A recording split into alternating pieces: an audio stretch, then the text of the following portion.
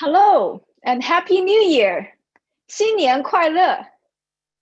Welcome to the Shrine's second year Christianity Beyond East and West, a Christian celebration of the Lunar New Year. My name is Lucy Lu, a member of Mission and Ministry team at the St. John Paul II National Shrine. I'm very honored to be your host today. Today we have two other panelists, Josh and John, who will be with us later. So I'll introduce them right before their talk. But last year, on February 1st, 2020, the Shrine hosted a unique celebration that was inspired by St. John Paul II's call to place culture at the center of the new evangelization. During last year's Christianity Beyond East and West, we celebrated Dr. John C.H. Wu Jingxiong, a 20th century Chinese Catholic writer whose autobiography, Beyond East and West, gave us a concrete example of a man living out the unity of his Christian faith and culture. Dr. John Wu's family members from different parts of the United States were among the guests who attended the event.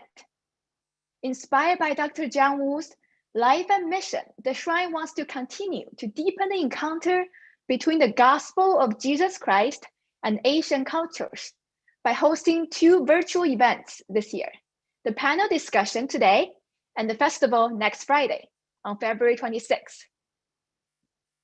Confucius says, all men are brothers within the four seas. On behalf of the Shrine, I invite all of you to join me to a Christian celebration of the Lunar New Year 2021, together as one big spiritual family on the joy of familial love. Today's event also serves as the inaugural event that kicks off the Shrine's year-long reflection on Amoris Laetitia and the family. On the feast day of the Holy Family last December, Pope Francis announced that the Catholic Church will observe a special year dedicated to the family and the conjugal love from March 19, 2021, on the feast day of St. Joseph, in this year of St. Joseph, until June 26, 2022, the World Meeting of the Families in Rome.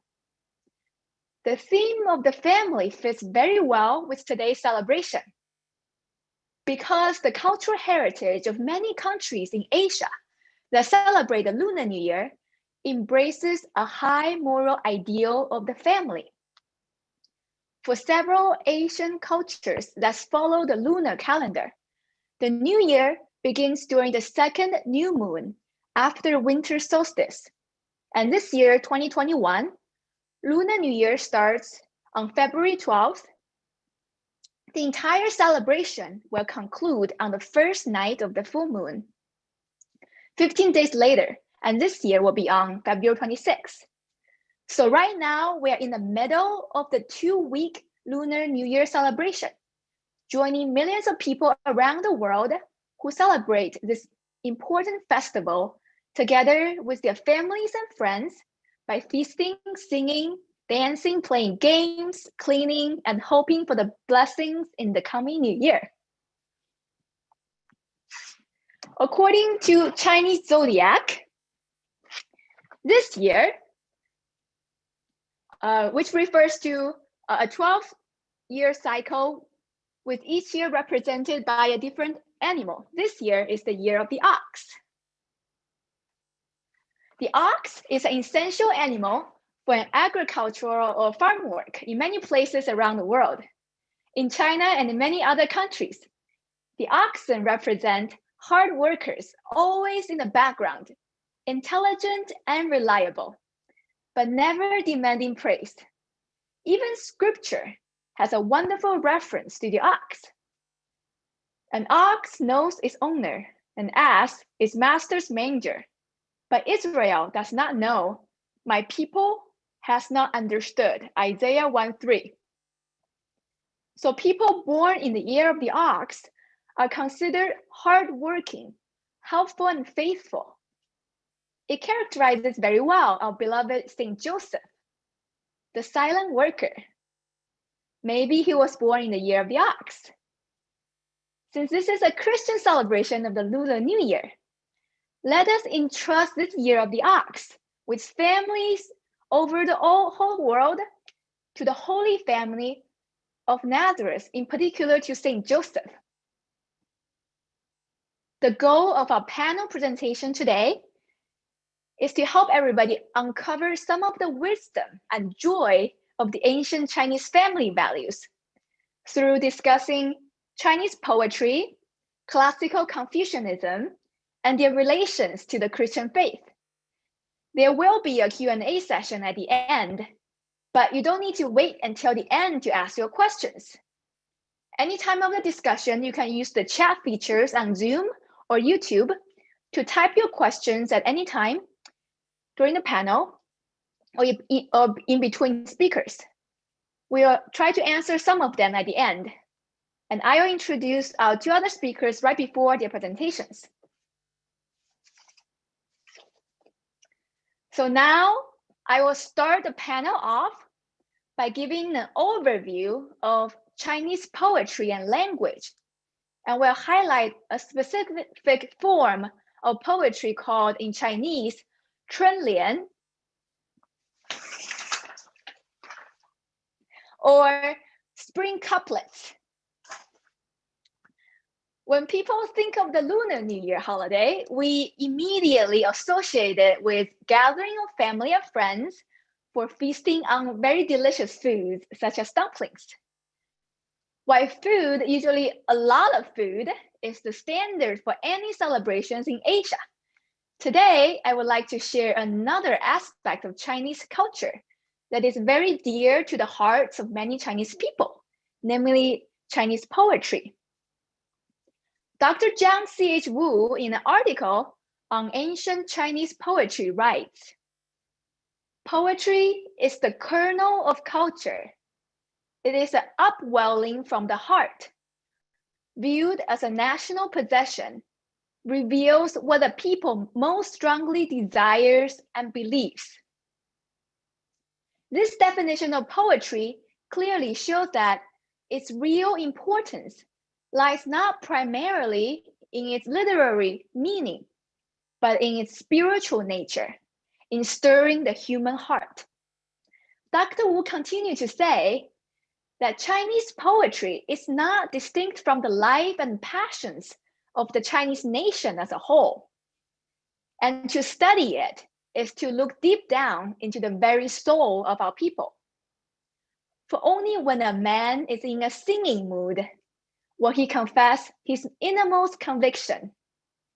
In other words, for Dr. Wu, the function of poetry is not to make a parade of one's knowledge of history and literature, but chiefly to express emotions felt strongly by the poet and evoke similar emotions in the reader. Just like the Psalms in scripture that do not merely express devotion, but profoundly shape the religious consciousness of the Jewish people and the Christians, Chinese poetry also shapes the moral consciousness of the entire people. As far as I know, from the earliest possible age, almost all the Chinese children need to memorize some famous poems. Dr. Wu recalls that the first poem he memorized by heart. It's a poem from a book called The 24 Models of Filial Piety. We'll be hearing a lot of this word filial piety in our discussion later, especially during Dr. Brown's talk. It's a translation from a Chinese word, xiao, which basically means a virtue of respecting one's parents, elders, and ancestors. This little poem makes one see that filial piety is not a duty, but a spontaneous expression rooted in human nature and God's creation. Since it has only 4 lines, I'm going to read it very slowly for you. Elephants came in crowds to plow his fields. For weeding, numberless birds did their part. He succeeded Emperor Yao on his throne. How his filial love moved heaven's heart. No wonder the concept of filial piety is so deeply rooted in the Chinese heart. Even nowadays, when parents encourage their children to memorize poetry, they are unconsciously following the education program developed by Confucius, who said in Analects, "Let a child be first incited by poetry, then given a firm footing by the study of ritual and the laws of right behavior, and finally perfected by music." I read it again. Let a child be first incited by poetry, then given a firm footing by the study of ritual and the laws of right behavior, and finally perfected by music. For Confucius, music plays a crowning role in the formation of human character. But in order to attain to the stage of spontaneous harmony, music is harmony par excellence. A child's desire for goodness and wisdom must be aroused and nourished by means of poetry, and then followed by moral discipline and rituals. Therefore, poetry plays a fundamental role in the moral education of the Chinese people. So what are some characteristics of Chinese poetry? To answer this question, we need to go back to the earliest collection of Chinese poems that has come down to us. The collection is called the Book of Poetry, or the Shi Jing, composed more than 2,700 years ago. This anthology has nearly all the principal themes of poetry and sets the tone for the later poetry in China. One can find in the Book of Poetry beautiful descriptions of rural life, keen observations on human nature, and the cries of social justice, wish to retire into the fields, romantic abandon, the delights of friendship, pleasures of family, joyful festivals, flashes of subtle humor, violent outbursts against one's fate, and worries and sorrows for one's country. We don't know the authors of these poems, but they are full of the freshness of a new day in open air, that they were probably sung from the souls of some simple peasants working closely to the good earth. Originally, those poems which were accompanied by music and dancing, but the actual musical scores or choreography have been lost to us. On the nature of Chinese poetry, Dr. Zhang C.H. Wu argues that on the whole, Chinese people possess more of the qualities of femininity, as on the whole, the Western peoples possess more of the qualities of masculinity. Therefore, our poetry is very quiet and serene, but still full of intense emotions. Here's an example by Li Bai, a famous Chinese poet from the 8th century, called Tears. A fair girl draws the blind aside and sadly sits with drooping head. I see her burning teardrops glide, but know not why those tears are shed. This poem, like so many love poems in China, aims at producing an impression which serves as a prelude to a long series of images and feelings. I read the poem again. A fair girl draws the blind aside and sadly sits with drooping head. I see her burning teardrops glide, but know not why those tears are shed. That's why in Chinese, we have expression, the words stop, but the sense goes on. So Chinese people's fond of poetry finds its concrete embodiment in the Lunar New Year celebration. For the New Year, People usually decorate the two sides of the lintel of their doors with Chinese poems.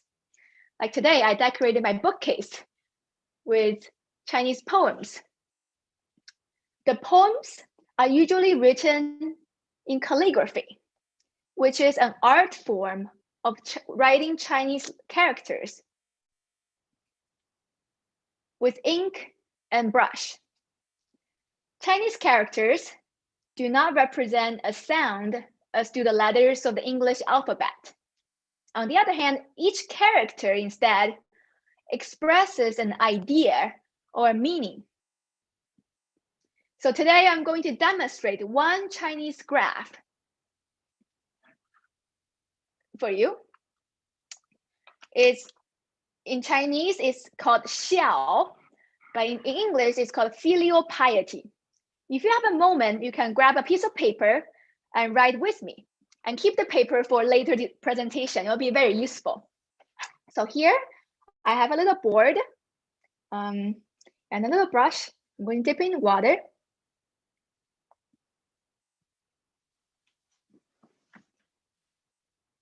So each character has several strokes, and the order of the strokes matter. For this graph Xiao, we start with a line, and then in the middle, from top to bottom, another line.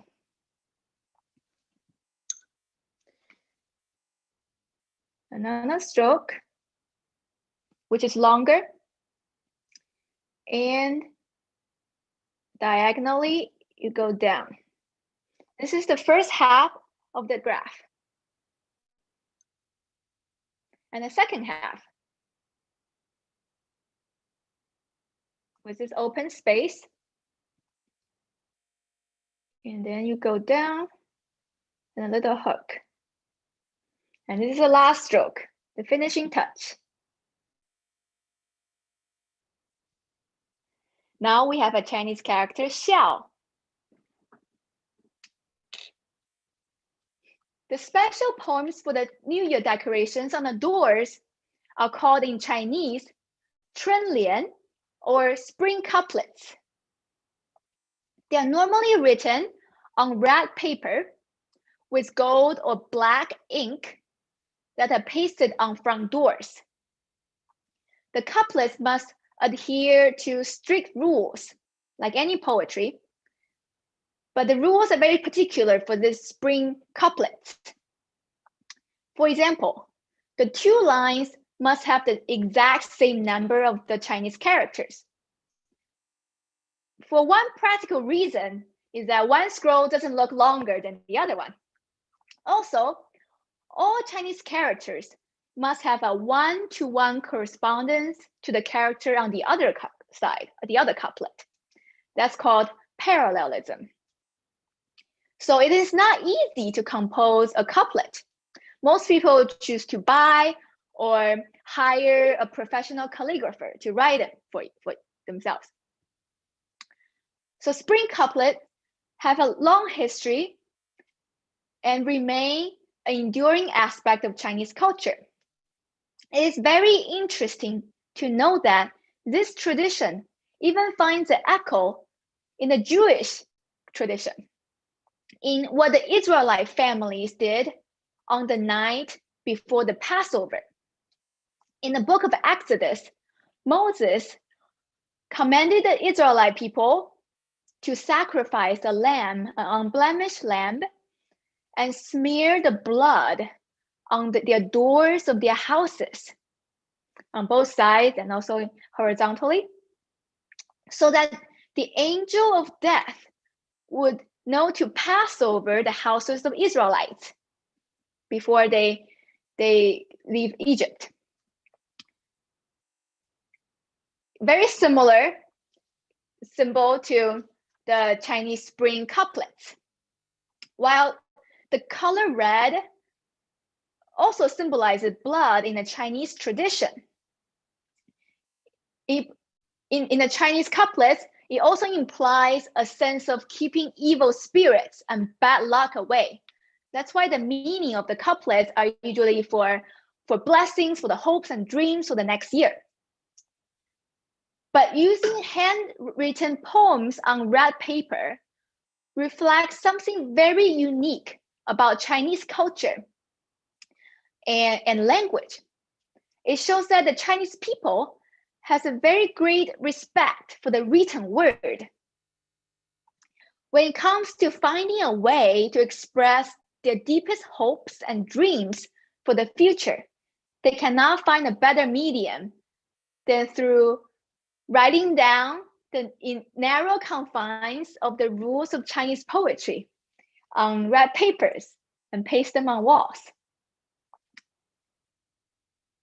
My prayer for everyone in the new year is that despite the confinement that most of us are experiencing right now, our prose of daily life can become poetry, just like the Chinese spring couplets. Things that we take for granted can look as fresh and touching as if they had just come from the hands of our Creator God. Hopefully this little introduction will prepare us for our two other panelists today. So now I'm going to introduce you to our next speaker. John Lindblom is a PhD candidate in the World Religions, World Church program in the Department of Theology at the University of Notre Dame. He lived in China for nearly 4 years, teaching and studying Chinese and working for China's Catholic charities. He received his master's degree from Jackson School of International Studies at the University of Washington. His dissertation is on the special features of Zhang C.H. Wu's classical Chinese translations of the New Testament and Psalms. Zhang will read and explain Dr. Zhang C.H. Wu's 3 Chinese poems from this poetry collection, Huailan Ji, nicely bound in a Chinese way. Dr. Wu composed these poems in loving memory of his wife, Teresa, and wrote them in his own elegant calligraphy. All the poems in this collection, called Huailan Ji, express Dr. Wu's deep love for his wife and their children, and his longing to meet his wife, Teresa, again in heaven. So Zhang will present a reading of the 3 Chinese poems on conjugal love composed by Zhang C.H. Wu.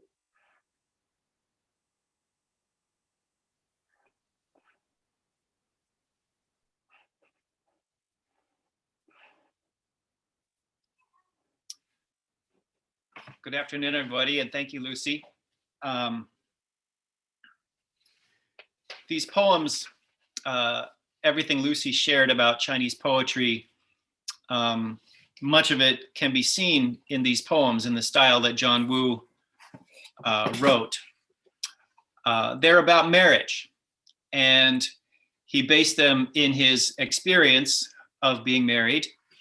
He and his wife, Teresa Li Wu, were married for many years, and they had 13 children. And I looked at the participants list a minute ago, and I saw that there are several members of the Wu family who are joining us today. So here's a picture of John Wu and his wife in New Jersey in their house right next to Seton Hall University, where he taught for a lot of years. And this photo was taken in 1959.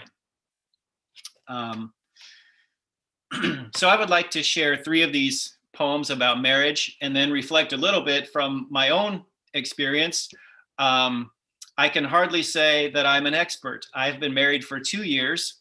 And if you saw just a minute ago, our little baby girl was in my arms, and she had to be taken away for cleaning, and she'll maybe be back.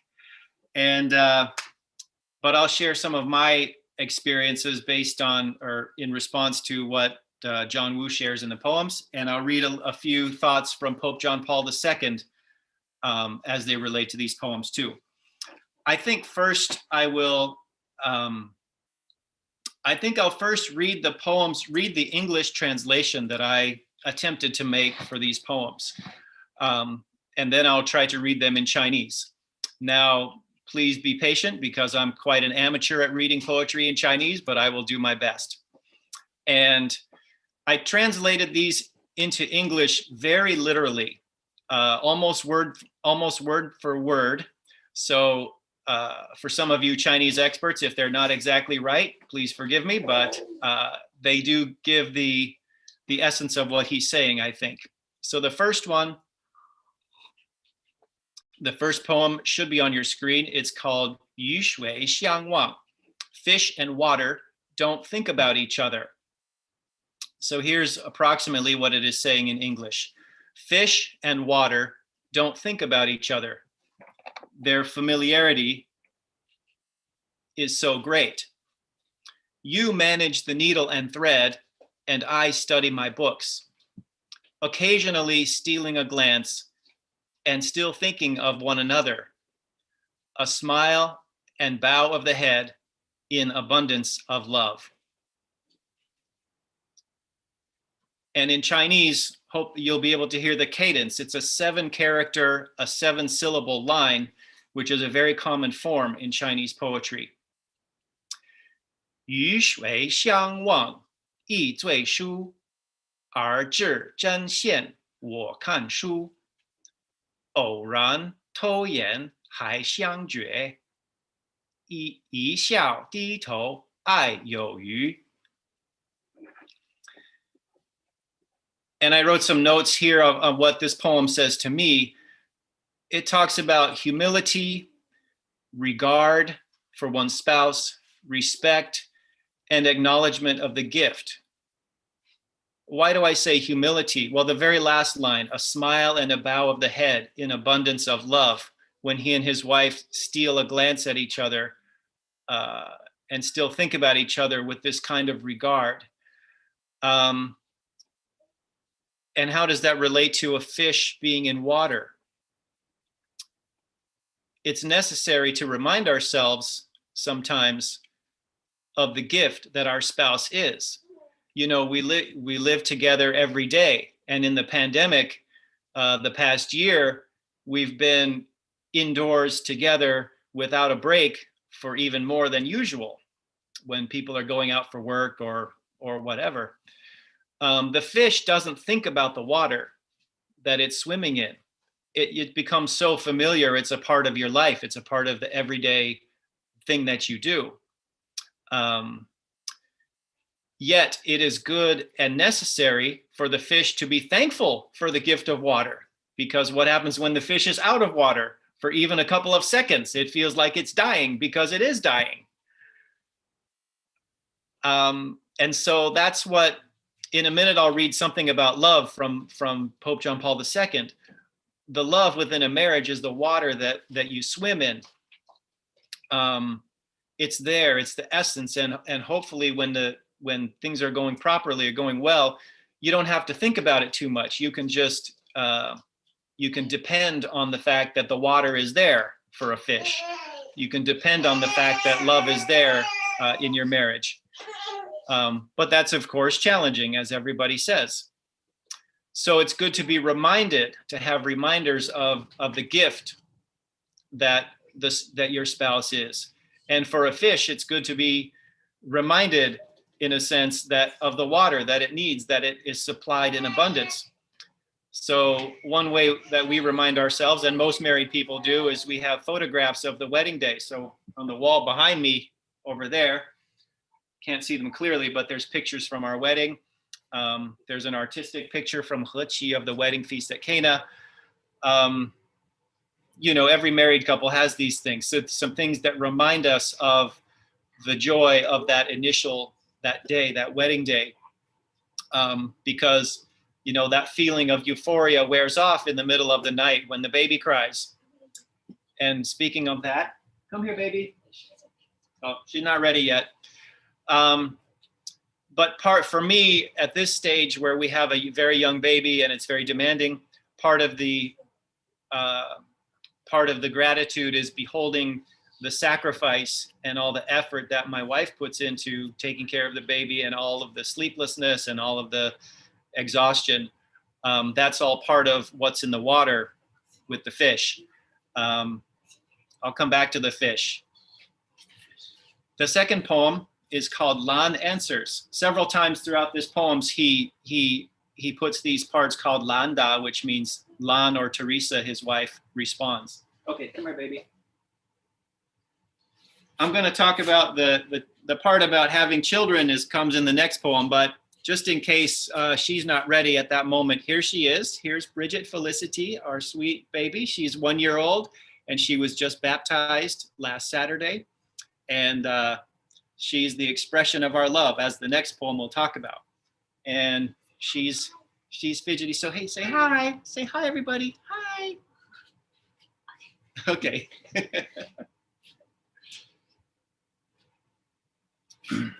So here's Lan Answers in English first. Loving to the utmost depths cannot be expressed in words.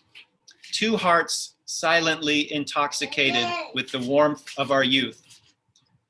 Amidst this secretly pregnant, my face bears the joy. Pure love is actually the root of wisdom.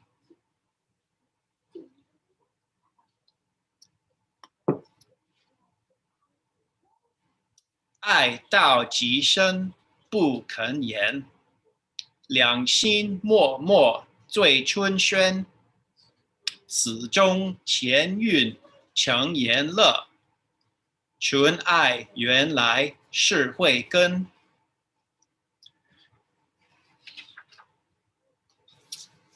And this poem is talking about, well, there's a lot of things in here. The love that cannot be expressed in words, love at the utmost depths. I think that's, as Lucy was saying, that's kind of a very Chinese way to say something with non-words or lack of words instead of putting it into words, because a love, there are certain things about love that cannot be said in words. When our baby was born, I realized, people often say you can't imagine until you have a child what it's like to feel that love you have for a child, and it's very true. It's very hard to put into words. I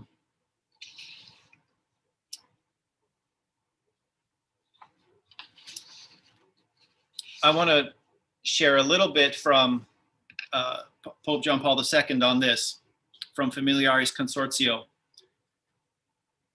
The first communion is the one which is established and which develops between husband and wife. By virtue of the covenant of married life, the man and woman are no longer two, but one flesh, and they are called to grow continually in their communion through day-to-day fidelity to their marriage promise of total mutual self-giving.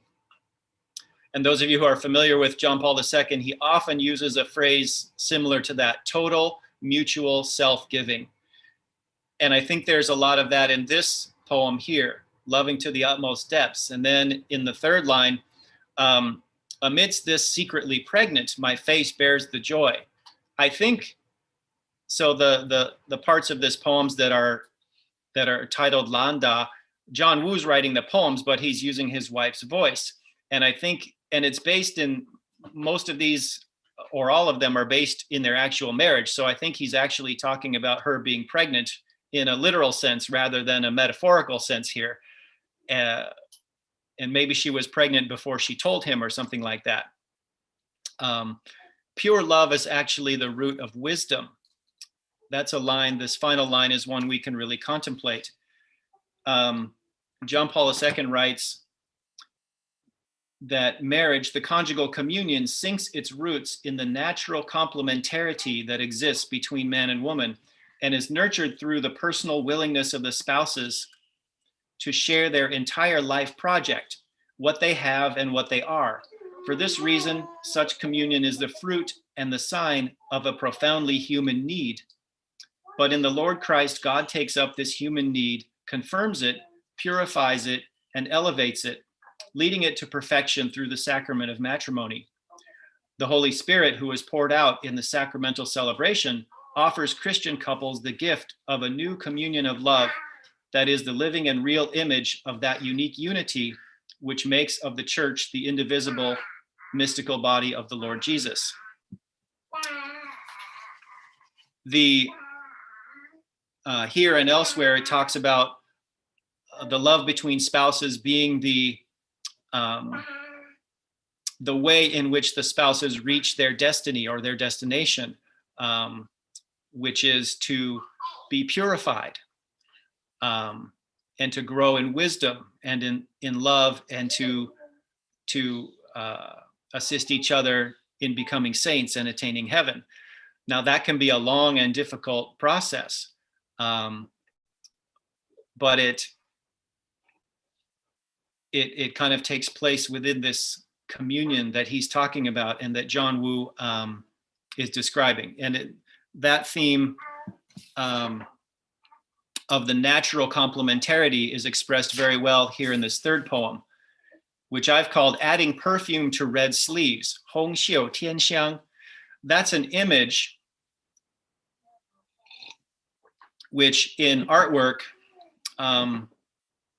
is an image of a wife wearing a red dress or something with red sleeves, in which either she places perfume or incense or something like that. It's an image of the husband who is a scholar doing his scholarly work and his wife supporting him in that work. So it's a very traditional image that is in Chinese artwork. But here it speaks of the complementarity. So in English, I've put it as wholehearted love of kindness clears away the everyday dust. Red sleeves add perfume, studying at night.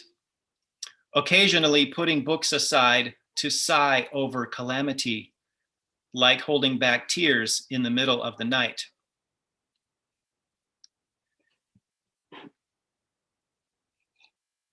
And in Chinese, 一心好德俗成书 Hong Xiu Tian Xiang Ye Du Shu 偶获废书叹浩劫 终宵相对泪连如 Now with this poem, John Woo added a note. You don't usually find footnotes right in the middle of the book of poetry, but John Woo did that. And he wrote this. 夫妻之爱始于互相怜惜及其终极则物于民胞一体同仁 And I translated this little note. It spoke a lot to me. Love of husband and wife starts with feelings of tenderness toward each other and is their ultimate end. Thus, it becomes a living being in a human womb, mutual love within one body. And so mutual love becomes a child in the womb and is born. And so I get to experience that now, which is quite an amazing thing. So I'll add a couple of my comments here. It's true, you can never imagine the quality of love for one's child. Our daughter cries during the night, and my first reaction sometimes is, baby, just go back to sleep. But when that doesn't happen, instead of being grumpy, we go in to see the baby and our hearts melt with tenderness because our child is upset and not able to sleep. And it can be maddening to us because my wife feels like she's going to die of sleeplessness. And some days I feel that too. But because of the fundamental love, like the fish in water, we persevere. When a fish has a harrowing escape, what does it do? It keeps on swimming. I like that image of fish in water because years ago when I was in Asia, I got to go scuba diving, and I love to swim in the water and observe the fish. And, you know, if a fish gets attacked by some other fish or some other creature, it swims away and it's in a panic state for a couple of seconds. But then when the danger is gone, it just relaxes again and kind of swims around slowly in the water. So in raising a child, there are lots of moments where, you know, some kind of a panic or a danger or a scare happens, and you scramble around and you have to react to it. But then when the danger's gone, you go back to being within that environment of love, or like the fish in its normal environment in water.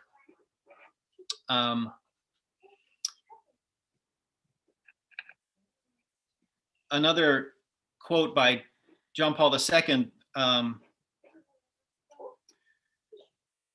from Familiaris Consortio about children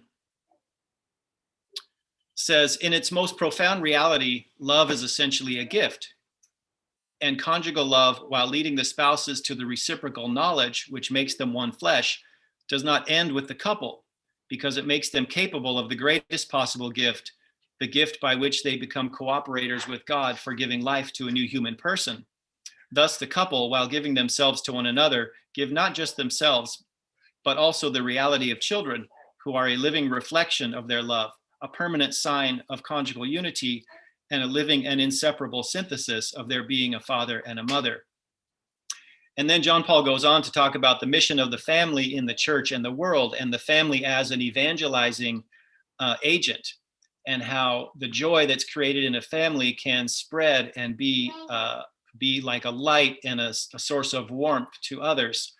And we just had our baby's baptism, and her godmother came, and her godmother doesn't have children of her own, but was able to enjoy the love within a family through our experience.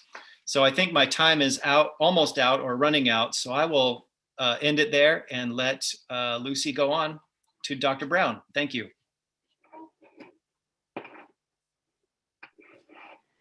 Thank you very much, John, for your wonderful presentation, and especially sharing your own experience, like fish and water. All the best for your family, Felicity and Audrey. And our next speaker, Dr. Joshua Brown, serves as assistant professor of theology at Mount St. Mary's University in Amherstburg, Maryland. His research focuses on developing Chinese Catholic theology by integrating the insights and concepts of classical Chinese philosophy into theological reflection. His most recent publications include Balthasar in Light of Early Confucianism by Notre Dame Press 2020, and Transcendence and Non-Naturalism in Early Chinese Culture, Early Chinese Thought, Bloomsbury 2020. His wife is Malaysian Chinese, making the intersection of Chinese culture and Catholic faith a daily task and joy in their home, as they seek to pass on both to their children. Josh today will speak on classical Confucianism and his insight for building up strong families. Confucianism and Catholicism are among the oldest and most influential traditions on earth. For centuries, scholars from East and West have engaged in dialogue with these two grand traditions. Josh today is one of many scholars, young scholars, who are deeply in love with Chinese culture and the Catholic faith. He will help us understand a central teaching in Confucian philosophy, xiao, often translated as filial piety, and explain some aspects of the early Confucian worldview that animates and give rise to the practice of xiao that may help us appreciate the gift of marital love from both traditions. Today, Josh is going to give a presentation on a Confucian vision of the Catholic family. All right. Thank you very much, Lucy. I appreciate the introduction and also the invitation to come and speak at the event, especially connect with the poems of Dr. Wu and John's research. It's a pleasure and a joy to be with everyone. So let me start with the observation that when the Jesuit missionaries initiated the advent of Catholicism in modern China, one of the tasks they faced was the preparation and publication of catechetical materials in Chinese. And when they discussed the moral framework of Catholic teaching, the missionaries found the 10 Commandments to be a fruitful point of departure. So for my purposes, what I want to look at is, or what I find intriguing, should say, is the rendering the missionaries provided for the 6th commandment, which reads in Latin, honora patrum tuum et matrem tuum, or in modern English, honor your father and mother. For their translation, several of the Jesuit missionaries chose to render this phrase as Xiao Jing Fumu, which is loosely translated as having filial reverence for one's parents. So in doing this, the Jesuits introduced the concept of xiao, often understood as filial piety, into the Catholic conception of the family. What they could not have foreseen, of course, was the contentious career that lay ahead for the concept of xiao, which both in the modern West and modern China has often been taken as something the family would do well to leave aside. So I'm actually going to address that in a second. So our Jesuit friends have raised for us a question I'd like to pursue in my time here with you today, which is, what might it mean to think of xiao or filial piety as part of the Catholic understanding of the family? Put differently, is there space for a Confucian vision of the Catholic family where Confucian concepts such as xiao can legitimately be folded within the Catholic tradition? So my approach to answering the question will be to introduce the early Confucian concept of xiao and show how it resonates with the Catholic conception of the family found in John Paul II. The key term here is resonate. It doesn't line up identically across all lines. Right? It's a tradition with different problems, solutions, and essential characteristics than modern Catholicism. But as I hope to show, the Confucian understanding of the family through the lens of xiao does indeed complement, harmonize, and at times even echo the Catholic vision of the family.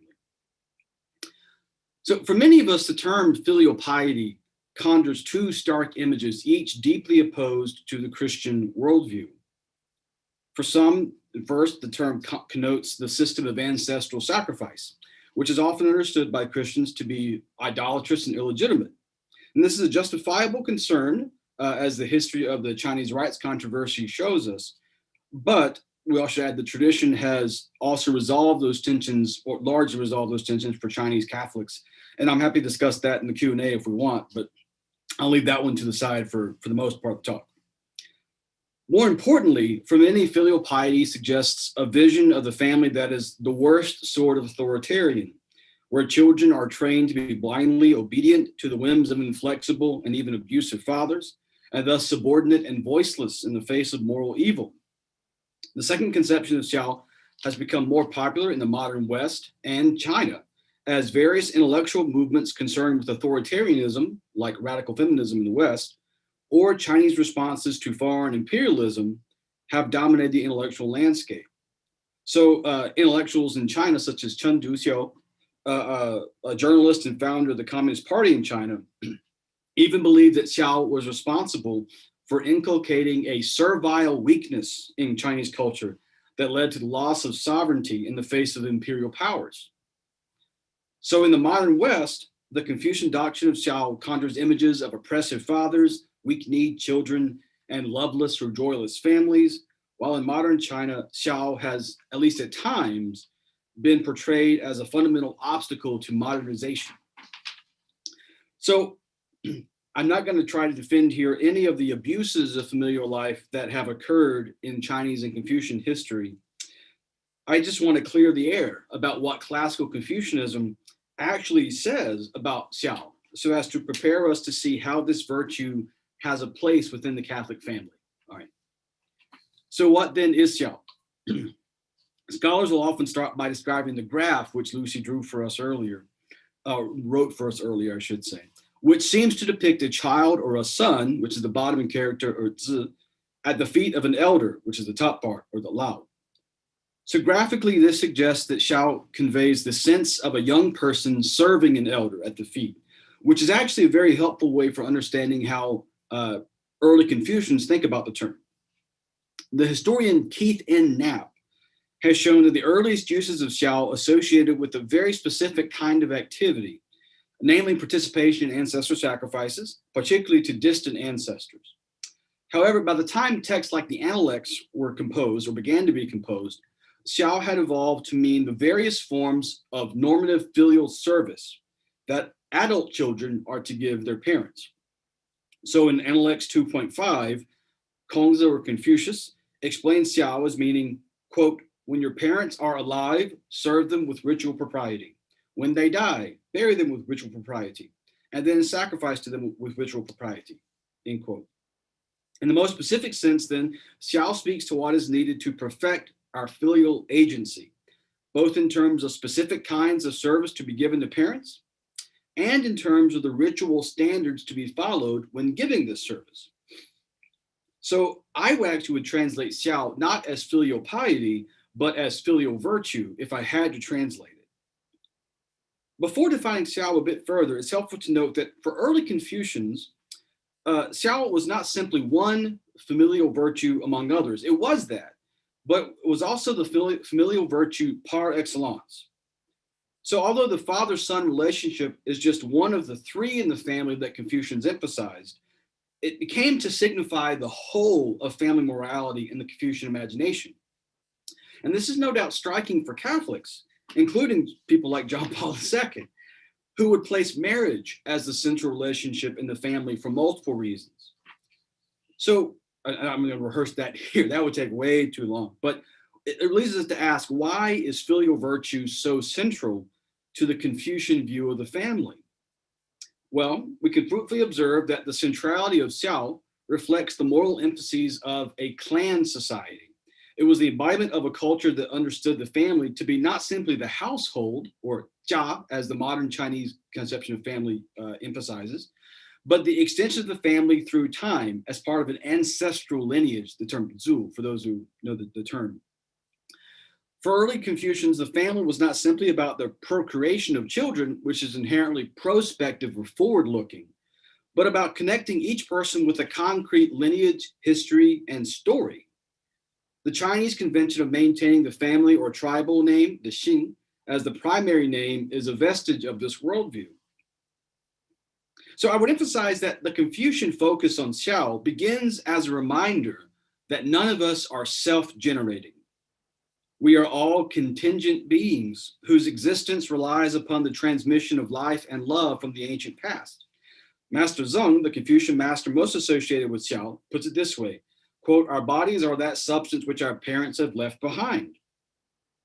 My point here is that xiao expresses this gift quality of life and is therefore the virtue of responding to that gift in ways that are appropriate and lead to flourishing. So another helpful way of thinking about xiao then is in light of St. Paul's words in 1 Corinthians 6:19, "You are not your own." And it also is a profound compliment to John Paul II's teaching on conjugal love that John mentioned earlier, which teaches that marriage is a total self-gift in love, an icon of the divine love itself even. John Paul II stressed that marital love ought to be fruitful because in the modern West, our cultures have prioritized either avoiding or negating the fruitfulness of the marriage bond. But his perspective is not at odds with the Confucian view of the family and filial virtue, which begins with the recognition that the conjugal bond is not simply a self-gift of the spouses to themselves, but it's a self-gift that pours itself out into a child. The Confucian emphasis is then that we are all partakers of a gift, and this is fundamentally definitive of who we are. So in leaving behind hair and skin to a child, as the classic of Xiao says, the parents also typically gift a name, a history, a heritage, and a context in which to grow, develop, and learn to become virtuous and serve others. So for Confucianism, it's essential to recognize that to receive the gift of life is to become a part of a family, which means to have the rights and duties to uphold, responsibilities and duties to uphold. I should mention the Confucian tradition does not ignore the importance of various relationships within the family. So it emphasizes the husband-wife relationship, also the fraternal bonds between brothers and siblings. But the filial role of xiao service is most emphasized. And I should emphasize, or should repeat, it's also aimed at adult children, not young children. And so this means that for Confucianism, the duties and responsibilities children take up within the family are not simply one aspect of private life that are played out until we find the liberation of adulthood and become independent. In the Confucian tradition, we are never truly independent from our family and our familial obligations. They are a lifelong role we must play. Accordingly, the most important forms of filial service in Confucianism are those that stress caring for parents in the twilight of their lives, caring for them when they're sick, mourning and burying them properly, and then honoring them through ancestral sacrifice long after they've left the world. Throughout his life, the son is exhorted to understand his place in the world through the lens of his filial identity. He's called to think about his actions and how they build up or destroy the reputation of the family. He is exhorted to understand even having his own children as an expression of xiao devotion, for his parents and his family by continuing the family lineage. I should mention here one specifically interesting aspect of Xiao. In early Confucianism, one of the most important tasks that Xiao lays upon children is the need to remonstrate or offer moral correction to their parents. In Confucianism, children are not truly filial if they allow their parents to live immoral and corrupt lives. Rather, they must, in ways appropriate to the parent-child relationship, be willing to unfailingly remind parents to pursue moral virtue. So often the family can be broken. We see this in the stories of King Shun, whose parents hated him, even tried to kill him on several occasions. But the Confucian tradition does not see it as an option to abandon our parents to their evil choices and wash our hands of them. Filial virtue always desires and labors on the behalf of the moral restoration of our parents. So this is a far too brief description of the responsibilities within the family, but we can see how this complements the Catholic conception of the family. So there's something to say that ever since the Ten Commandments, the Judeo-Christian emphasis is on young children and how we act toward them and what their responsibilities are. So there's a difference in that. But despite the different focus, there's much that resonates between John Paul II and the Confucian Xiao. For one thing, both recognize that the family is not simply one social unit among others or one institution among others, but is a fundamental and identity making for us. These responsibilities and duties lie at the very heart of what it means for us to be human, and they are of paramount importance for us to execute well.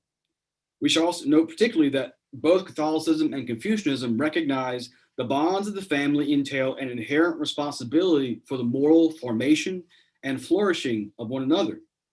So being part of a family issues a bond that means a father cannot thumb his nose at his wayward son, but neither can the son disavow his wayward father.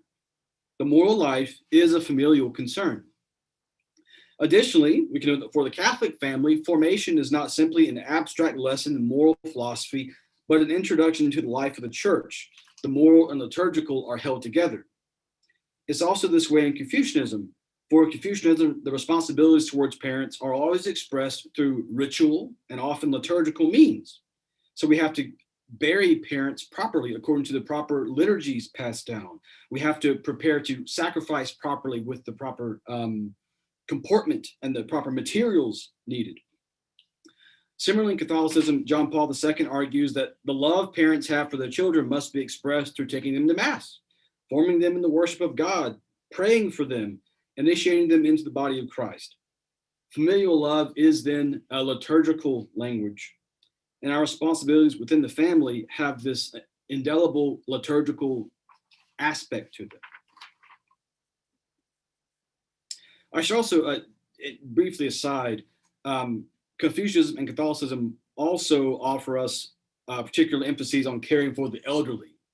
And this is a word for our Western society in which the terms like boomer remover made their way in popular sphere during the coronavirus crisis, suggesting we're not too good at caring for the elderly and seeing them as valuable. But both in John Paul II and in the Confucian tradition, they emphasize the need to care for the elderly as firmly part of the family. And this helps to see that for both Confucianism and Catholicism, the nature of familial love is not meant to be what Aristotle called a love of utility, where we love others because of what they benefit they bring to us, but it's a love that persists when we get nothing back, when we can only give service to a hungry elder or mourn a loved one who's passed. And that is also, I think, the nature of love that the domestic church is called to imitate and cultivate. So this last observation touches a bit about the societal trends in the modern West regarding euthanasia and the things I mentioned about boomer remover. And so it serves as a nice segue for reflecting on how the Confucian tradition understands Xiao to be a link between the life of the home and the life committed to the public good. In early Confucianism, one often finds a version of the claim that filial virtue is the ground or foundation of good citizenship.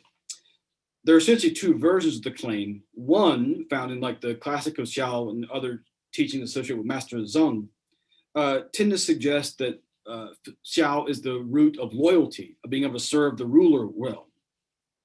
Now, this view rests upon essentially a paternalistic view of society, so that the ruler is seen as a father, mother, or a parent of the people. But of course, we should note that loyalty in Confucianism does not mean blind subservience. Ministers, like virtual sons, are also called to remonstrate and morally correct their rulers when needed, at least in ideal forms. So what I like to emphasize here is that the political reading of Xiao to understand filial virtue as a proper, I emphasize that this is a political reading of Xiao to understand filial virtue as a proper preparation for living more broadly in human society, that we're able to live well with our rulers whenever we live well within the family. But a second popular way of describing the link between Xiao and the common good is to refer to the moral trajectory of Xiao. So in Analects 1.2, we find the famous saying from Master Yo that filial virtue and fraternal devotion are the root of benevolence. Benevolence, significantly, is the highest social virtue in Confucianism. It's the virtue of treating others humanely and caring for their needs. The great Confucian master Mengzi, or Mencius, as you may know him, offers a helpful way of understanding how Xiao leads to benevolence. In his advice to a ruler who does not care for his people adequately, Mengzi argues that the key to caring for others is to treat the elders like they are elders and the young like they are young. What he means by this is that caring for others with benevolence involves extending, and the word he uses in Chinese is tui, pushing, sending out, a concern for others that we learn within the family. So that is by having elders and young to care for, we learn how to care for others, elders and young. In this sense, Mengzi and much of the Confucian tradition sees the family as a kind of basic training in moral care. The bonds of kinship provide the reason for us to see the goods of our family are worth caring about and securing. Then we take this natural love and use the habits formed within it to extend our moral concern out to others to whom we are not related. Hence, true filial virtue leads us to have the capacity and resources to give service to those, service and love to those who are not our parents. In a similar fashion, John Paul II rightly notes that Vatican II spoke clearly about the family as, quote, the basis of human society, the first and vital cell of society, end quote. This means that the family in Catholic teaching is that institution by which human beings begin to constitute the larger common good. John Paul II further observes that, quote, the fostering of authentic and mature communion between persons within the family is the first and irreplaceable school of social life, an example and stimulus for the broader community relationships, marked by respect, justice, dialogue, and love.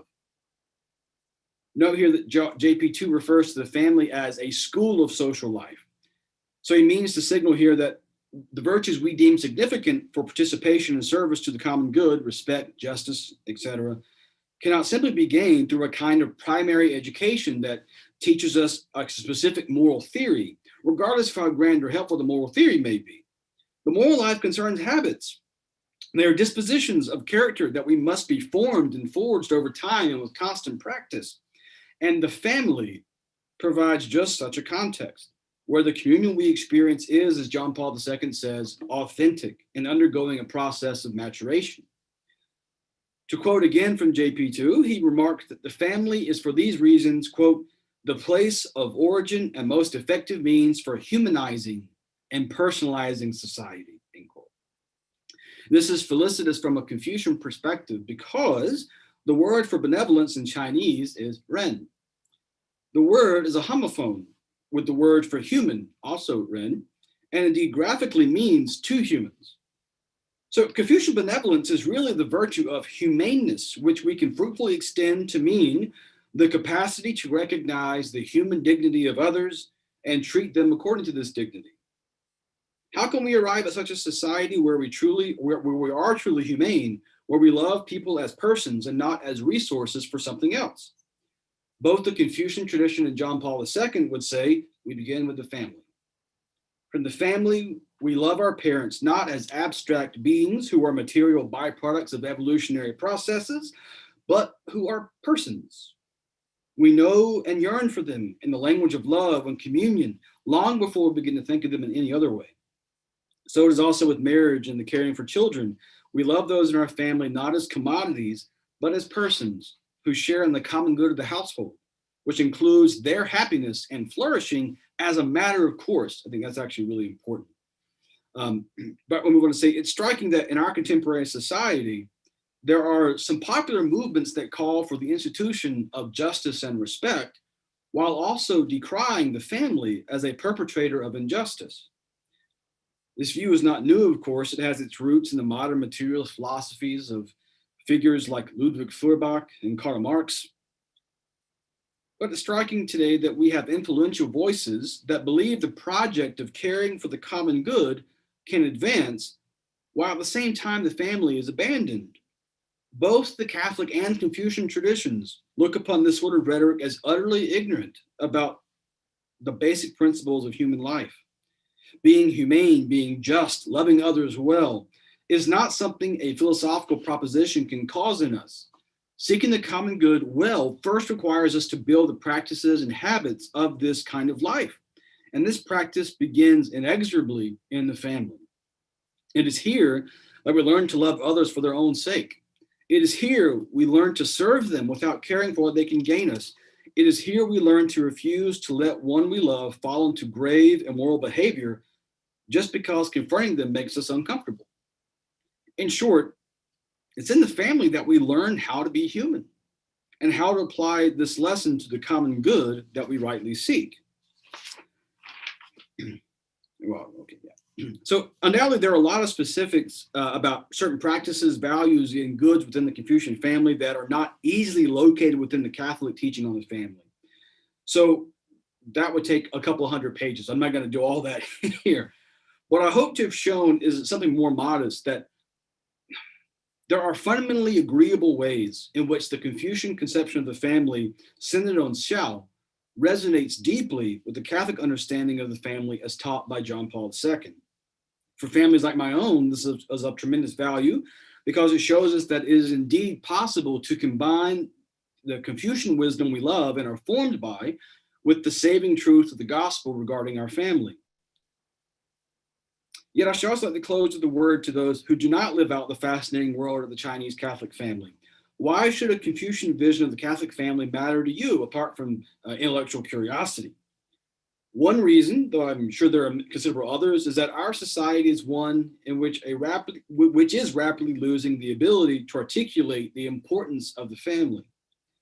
At the very least, the family is being reduced to a mere voluntary social arrangement that has no actual benefit to society that differentiates it from any other communal bond. We're a society that euthanizes our aged, aborts our infants, and dissolves marriages at a whim, unable to say on a public scale why these things have any value, except the fact that some, for reasons unknown, happen to value them. It may be too much to say that the family is under attack in our time, though in some quarters it is. Rather, the family is being lost. It is unclear to us why this institution is worth saving at all. The Confucian tradition, therefore, is at the very least a ready ally for Catholics in the struggle to save the family.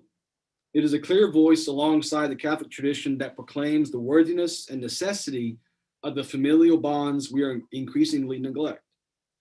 By inviting Confucianism into our understanding of the family, we can thus better prepare ourselves to perceive and articulate the beauty of the family. The Confucian and Catholic traditions are indeed two very different approaches to understanding what the family is, but they converge at many points along the way. And we are poorer off if we were to remain ignorant of the symphony of truth about the family. So with that, I'll close and thank you again for your time and for the ability to speak today. Thank you very much. Thank you very much, Dr. Brown, for your informative talk and conversation, classical Confucianism and John Paul II's Familiaris Consortio. Yeah, I learned a lot, especially towards the end, about how the Confucianist vision of the family is ally for a Catholic understanding of the human person and the family. Thank you very much. So just a reminder that you can still put your questions in the chat feature on Zoom or on YouTube for any of us. Okay. Now we have 20 more minutes for Q&A. So the first question is to me. So one person asked, children in the United States used to study and memorize poems in upper elementary school years. The practice of memorization of poems significant in the US culture, such as the Midnight Ride of Paul Revere, is changing. US children are no longer memorizing. Since even with memorization in China, it seems poetry memorization is being conserved. How are Chinese children keeping poetry when US children are losing it? What are your thoughts? How did the Chinese keep the words but lose the dance and song with the original poetry book we referenced? Okay, so for the first part of this wonderful question about memorization, I mentioned in my introduction that children, especially at a very young age, were asked to memorize Chinese poems. That's part of the tradition. I remember my mom asked me to memorize poems when I was 1. So it's part of the family tradition. So how do the Chinese children keep this memorization of the poetry alive while the US children are losing it? I think it has to do with the effort that the parents are transmitting to their children. And also at schools, memorization, especially for learning Chinese, has been a major part of it. I remember in elementary school, the first thing we did was to read out loud poems and try to memorize it every day in the morning when you can memorize the words best. So it's both from the family and from teachers that they drill this to you, that at a very young age, when memory muscle was the strongest. And also your question, when the book of poetry, Shi Jing, we only have the words, but not the music scores and the choreography. As far as I know, is that in China, music score, how we keep the scores are not well developed as our written language. Maybe it's through oral tradition. It's easier to get lost when there's a war or there's a calamity, that the oral tradition, such as dance or the music aspect of the poetry part, is lost when there no longer people know how to sing them or how to dance. But for the written script, once it gets discovered, even hundreds of years later, people who know how to read, they can still preserve the poems. So that's the benefit of the written word over other forms of communication. So the second question is for Dr. Brown. So how does the Confucius concept of moral restoration of our parents relate to the Christian practice of praying for the dead and the perspective on death? Yeah, I think that's an interesting question. I definitely think, on the one hand, one difference would be that in the Confucian tradition, of course, moral correction of parents is limited to living parents. So it usually the only kind of, like, after parents are dead, how you negotiate or entertain them is through the sacrificial practices, right? So there doesn't have that inherent capacity to work after death kind of thing. But in the Confucian tradition, in the Catholic tradition, could you understand it that way? I would say some have tried to make the argument that, especially ancestral veneration in the Confucian tradition, can be brought in, or has been brought in the Catholic tradition via things like communion of the saints, right? So I actually think that would be a very fruitful way of thinking about being able to have a kind of moral restoration, correction, remonstration with parents. That leads me to two aspects we could say. On the one hand, I think that we can learn from the Confucian lesson itself, which is that, even as Catholics, can we understand that we have a responsibility to help our parents make good moral choices. right? What would it mean to take that kind of that obligation seriously? I think that's a fair question to ask ourselves. But also thinking about things like, when we think about the souls of the dead in purgatory, to what extent do we think of that as taking on a familial kind of character to it, right? That actually is a very beautiful question to me. And in other words, we need to develop a kind of sensitivity to the capacity within the Catholic tradition to make the family more part of that tradition of praying for the dead in purgatory and helping our family members that way, as an expression of familial love and charity. That's not a very great answer, but it kind of sprinkles some on the question, I guess. But if anyone has if John or Lucy wants to respond as well, I'm fine with that. John? No? Okay. Yeah, I think it's a good answer. So our next question is a little long. So this is for John, Josh, and me, all of us. Historically, perhaps the greatest obstacle in Chinese Catholic relations has been the criticism that Christianity is irreconcilably unfilial, in spite of missionaries' effort to depict it as otherwise. For example, the notion that God the Father would willingly sacrifice Jesus, his son, was very counterintuitive to Confucian China, as were numerous important pieces of scripture, such as Jesus turns away his mother, saying, "Whoever follows him is his family," Matthew 12. And Luke 14, one must hate his father and mother in order to follow Jesus. Had they existed at time, do you think John Paul II's writing on the Catholic family would have been able to ally these concerns and bridge the divide? If so, how?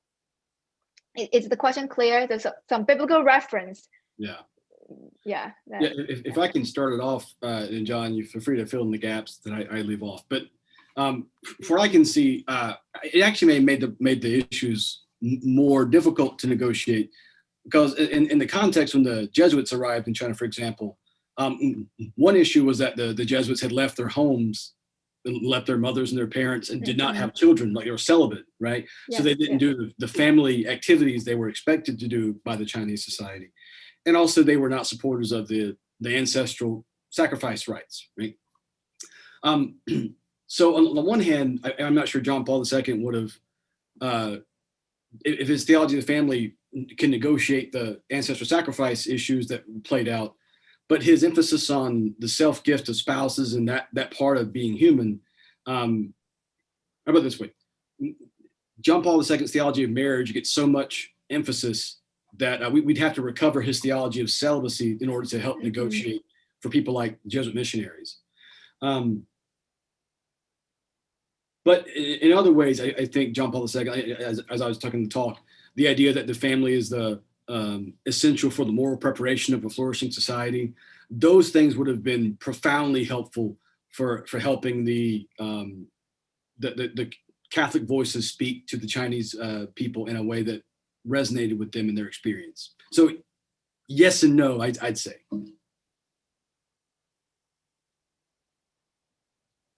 One of the things that struck me as I read some of these passages in Familiaris Consortio is where John Paul talks about marriage helps make the family more human, in addition to making it the end of Christian perfection. He also talks about the humanizing benefit of family life and this love within the family. There's a couple of quotes. Here's one short one. By means of love, respect, and obedience towards their parents, children offer their specific and irreplaceable contribution to the construction of an authentically human and Christian family. Mm-hmm. So I think that sentence really encapsulates what Dr. Brown is talking about and brings together the value of Ren in Confucianism with the value of, really of Xiao and of the Christian, the Christian, especially John Paul's conception that love meaning self-gift, is essential in holding the family together. And one of the things that I meant to say earlier is that one of the beautiful things about John Woo's writings on marriage and the example of his own marriage is that he brings together the Confucian ideals of marriage and the Christian reality of the sacrament of marriage together, and writes about them, about his own marriage. And when you read his autobiography, you'll know that he failed terribly earlier in his life in his marriage. He was at a time when he was not living his faith at all. He was unfaithful to his wife, and he thought that she wasn't good enough for him. And eventually he came around, and earlier I was talking about humility, and he took Lao Tzu and the Tao Te Ching teachings on humility really to heart, and it humbled him to be able to see that he was wrong, and he needed to value his wife. And there's this beautiful passage in Beyond East and West where he says, eventually I was able to realize that I used to think I was that my wife was not worthy of me, but now later I realized I am not worthy of her. And then from then the family life grew into a Christian marriage and a Christian family life in a very, very beautiful way. So I think John Paul II articulates that very well here. Obviously, those passages in Scripture are going to be difficult for Chinese readers, especially several centuries ago. So I think to answer the question, yes, commentaries like John Paul's would have been very helpful, and still can be very helpful. Great. Yeah.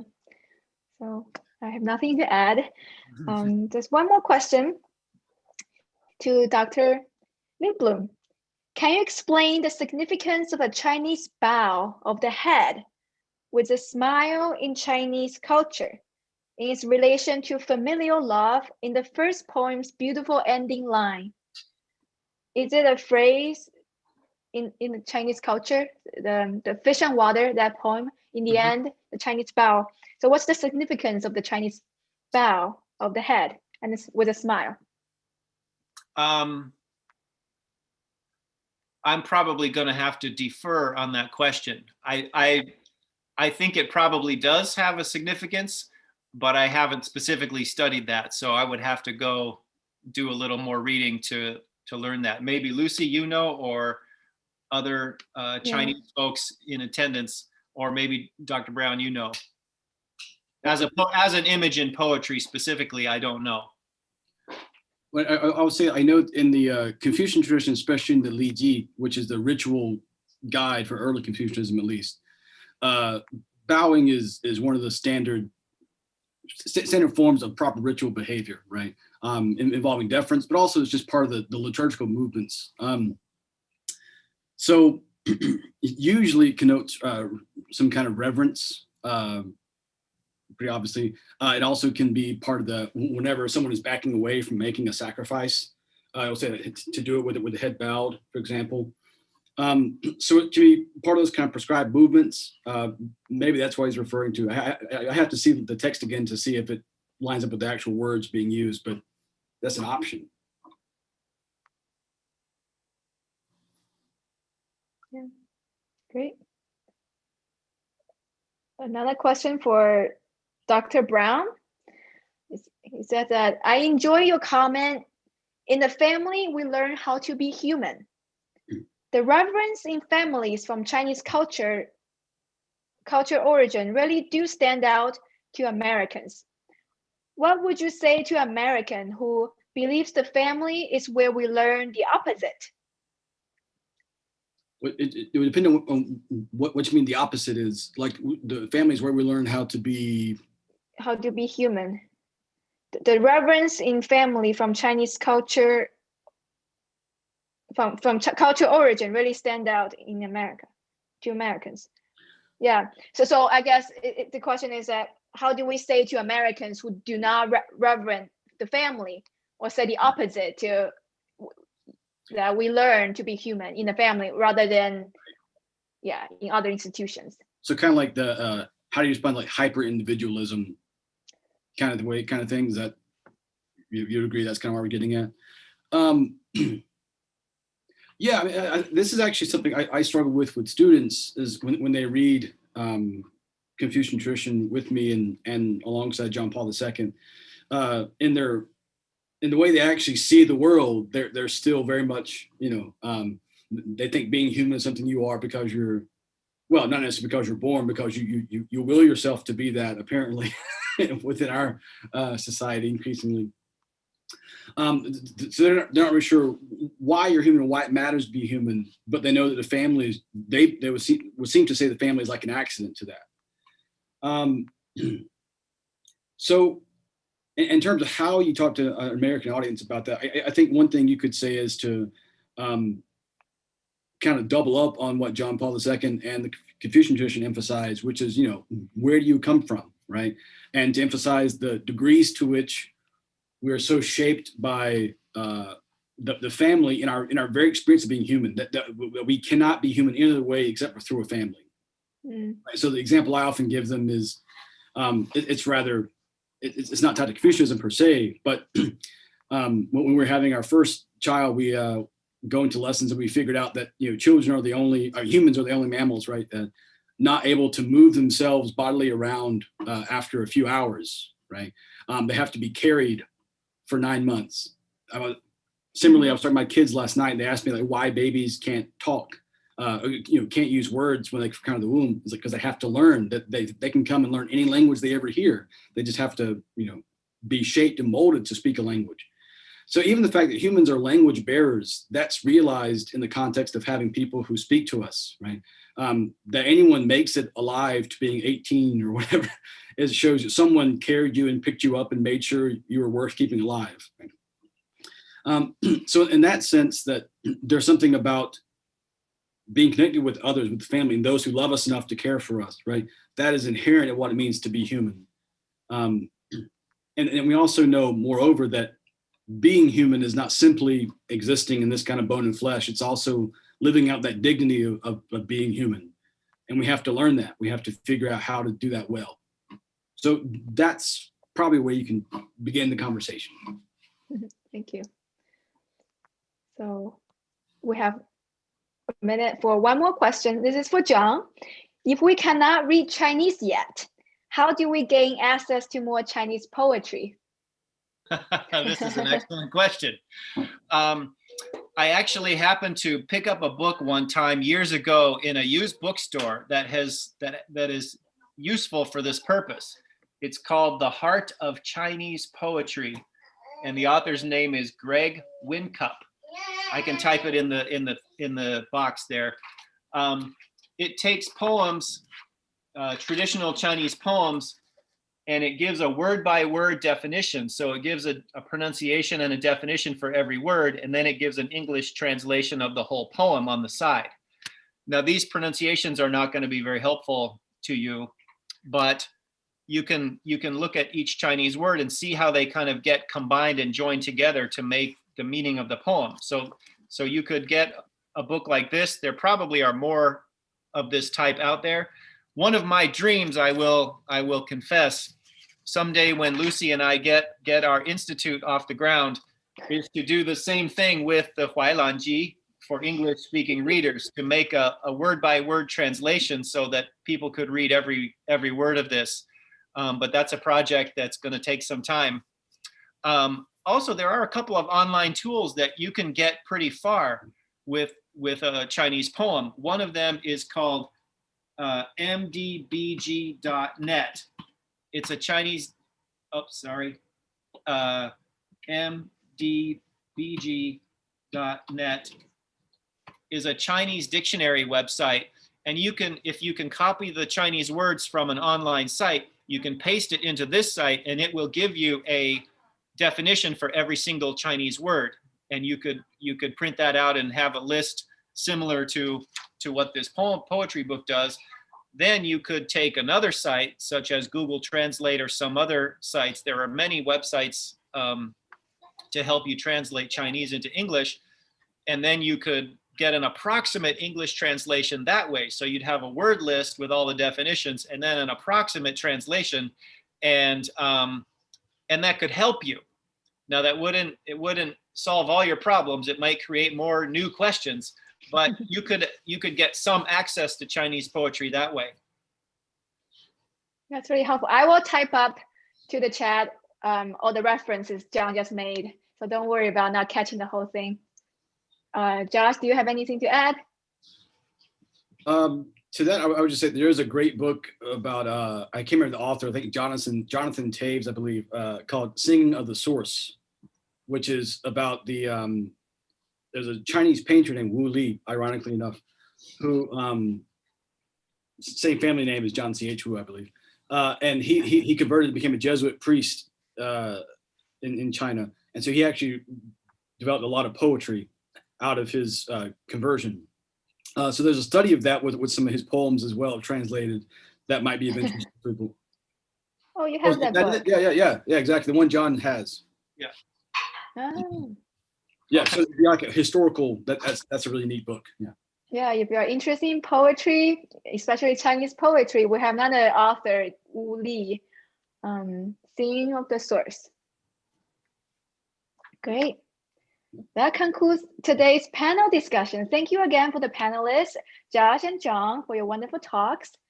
And if you enjoy your presentation, please, you can come to our event next Friday.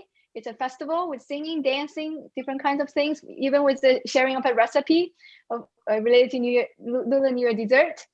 So thank you so much for all your questions and your attention. Again, Happy New Year, 新年快乐. Maybe you can say that in Chinese too. 新年快乐. 新年快乐. 新年快乐. Say bye bye.